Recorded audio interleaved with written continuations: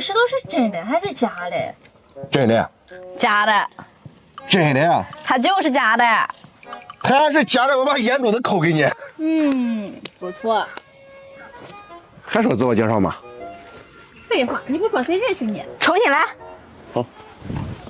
大家好，我是杜集区时代镇吴东村党组织副书记孙钊。大家好，我是党组织委员张培。大家好，我是吴东村工作人员孙子伟。家人们，给大家介绍一下我们村文旅建设情况。这个正在建设的是我们的驿站和停车场，后面是我们采石矩阵打卡点。你说完了，我说啥？啥也不是。